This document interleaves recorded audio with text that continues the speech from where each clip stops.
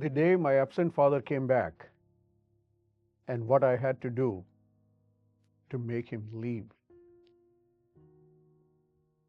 This was the letter I received from a child after he saw my last video on Father's Day. And the title, it's ironic. It's astonishing that the child had to say this. आज मैं आप सबके साथ वो share करना चाहता हूं क्योंकि ये उसी पहलू का एक दूसरा चेहरा है जो मैंने लास्ट टाइम फादर्स डे पे किया था. This is the second face of the same coin.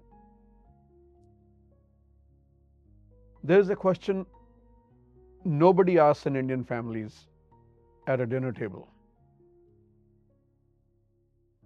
What happens when the parent who was never there suddenly decides they want to come back? They want to be the father. And that is after decades of absence. And it is not out of love. It's not out of guilt, but out of something else.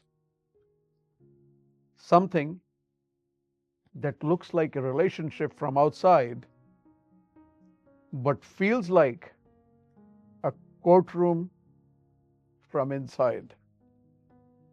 This is how the child described.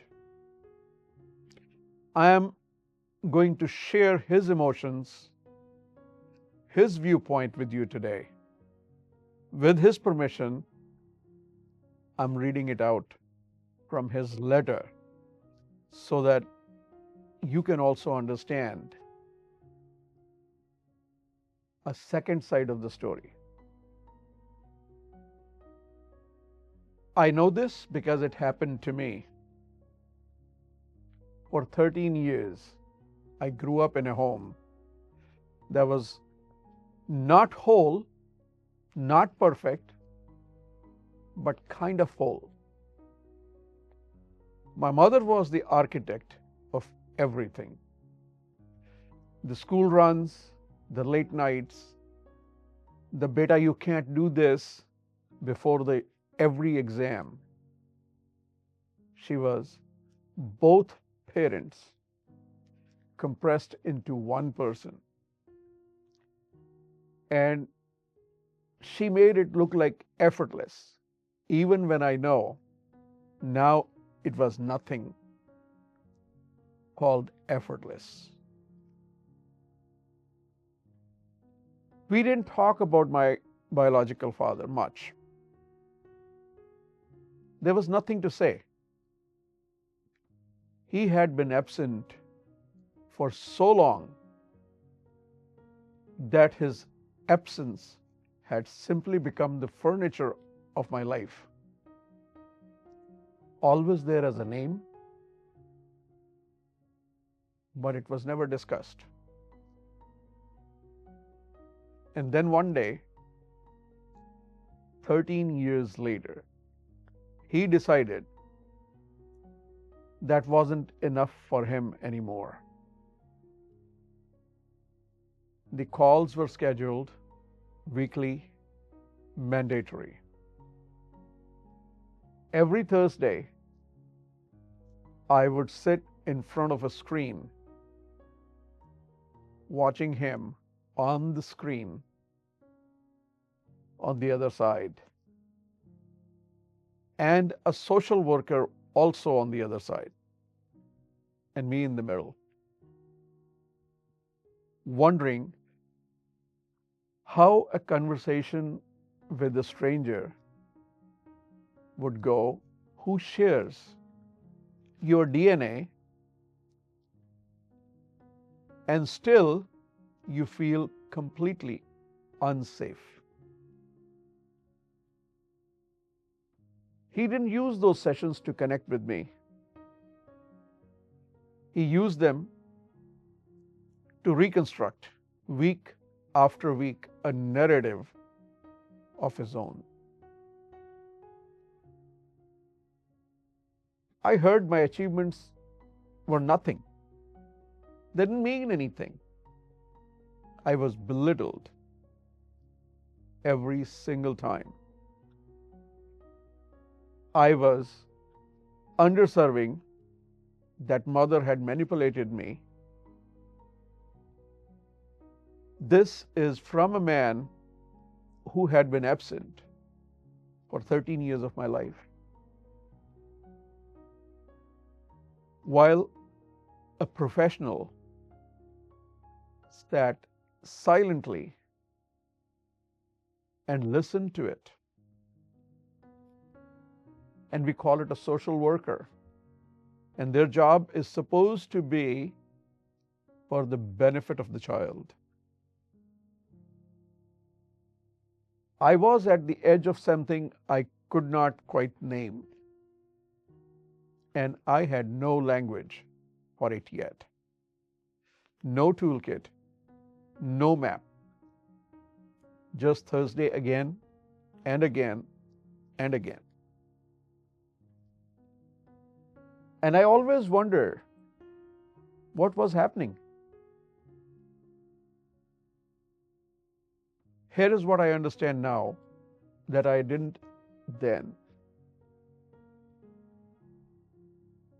When an absent parent re-enters a child's life through conflict instead of connection, it creates something psychological called secondary trauma. Through forced contact, the child's nervous system cannot reconcile two contradictory signals. The person is supposed to be family, and this person does not feel safe.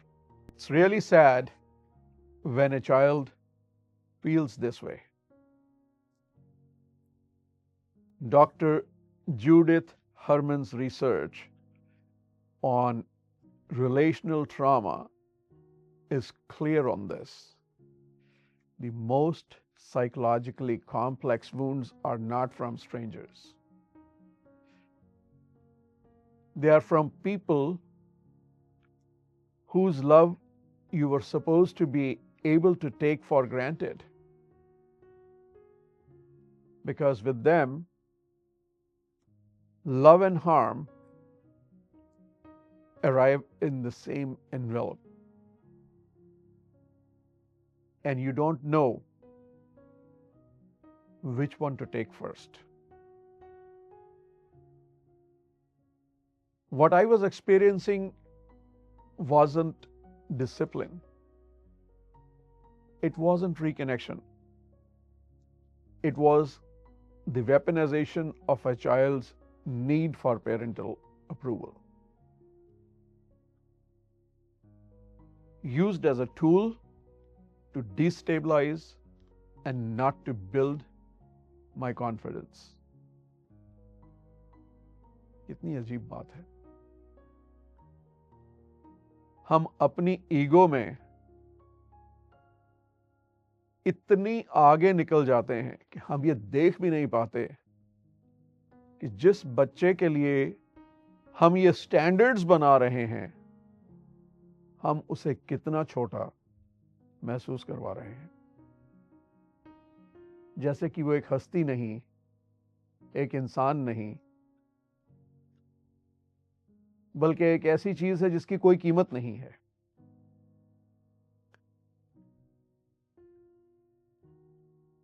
But here is the part of the story that nobody expects.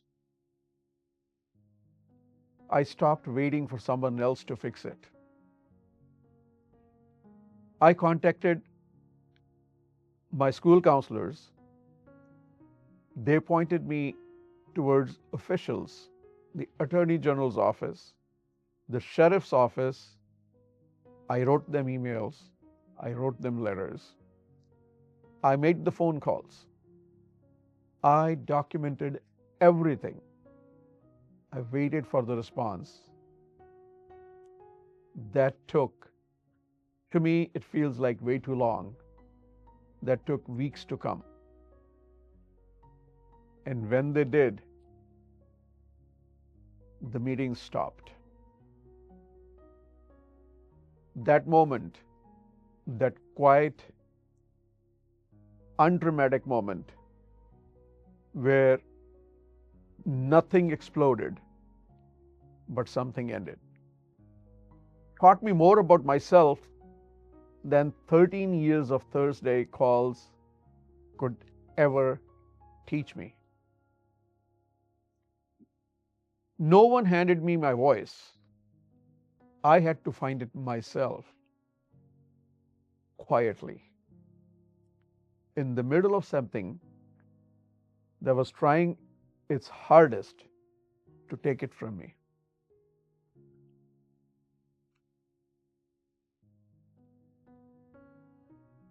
Across Indian households right now, in the cities and small towns, there are children sitting in the middle of their parents, unresolved pain, being handed a version of really that was written by someone else's hurt. Is there anybody listening to the child? क्या कोई भी ये कोशिश कर रहा है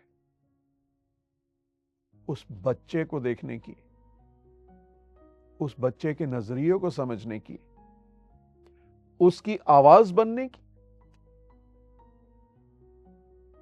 And the thing that makes it most dangerous is how invisible these children are.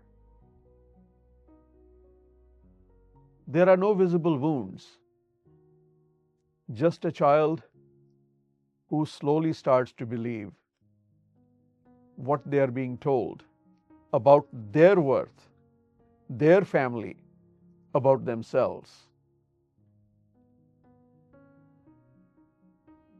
माँ बाप का काम बच्चों को स्ट्रांग बनाना होता है, उनके साथ खड़े होना होता है, ना कि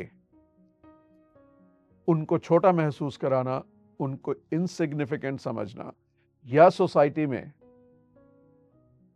उनको दूसरों के साथ कंपेयर करना.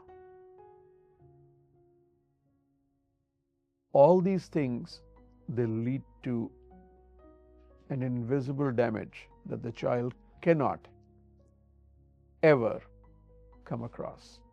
These things, they haunt the child throughout their life.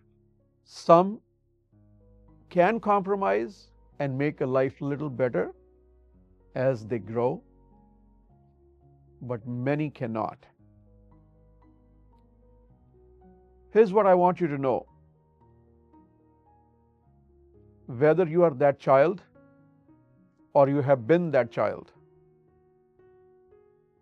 you are not the sum to somebody else's story. You're not defined by the version of yourself that someone else needed you to be in order to justify their own absence. आप किसी की कहानी का अंत नहीं हो, आप खुद में अपनी एक कहानी हो. And standing up for yourself, even quietly, even through the series of emails, even through the series of fanfare, is one of the most profound acts of self-love that exists. अपनी पहचान के लिए खड़े होना, आवाज उठाना, बदतमीजी नहीं है. That's a call of self-esteem. I'm not who I was before all this. The version of me that sat, froze on those Thursday calls, she grew into someone she didn't know she could be. That was my mother, who held the roof on my head for 13 years without even taking credit for it, without even demanding credit for it. She remained the trusted definition of love I have ever witnessed. Not the loud kind, the kind that simply stays quietly and you can feel it. The kind that shows up every single morning, even when she is exhausted. The life will try to convince you that love is conditional, that it comes with strings, with performance, with requirements, with obedience, with fine print. But real love, the kind that hugs you, bundles you, that waits for you, that refuses to give up even when everything falls apart. That does not come with conditions. That does not come with a court order. That real love never fades. There was an old saying that I heard many years ago. And it said, life does not come with an instruction book or a manual that you can read and figure out the crisis of your life. That's why God created parents. And the ironic part is, the divorce teaches some ugly lessons of life, tears away many instructions of life, and confuses the child to an extent where his heart is torn apart, filled with pain, and he cannot figure out how to get over with. At the end, I would like to say only one thing. I'm a parent too. As a parent, our responsibility is to be the shield of our child, to provide that safe environment for his betterment and growth. जैसे एक माली अपने पौधे को लगा करके हर रोज उसको सींचता है, उसको प्रेडेटर से बचाने के लिए अपने हाथों तक लगा करके उसको सुरक्षा देता है, फेंस क्रिएट करता है. As parents, that's what we are supposed to do.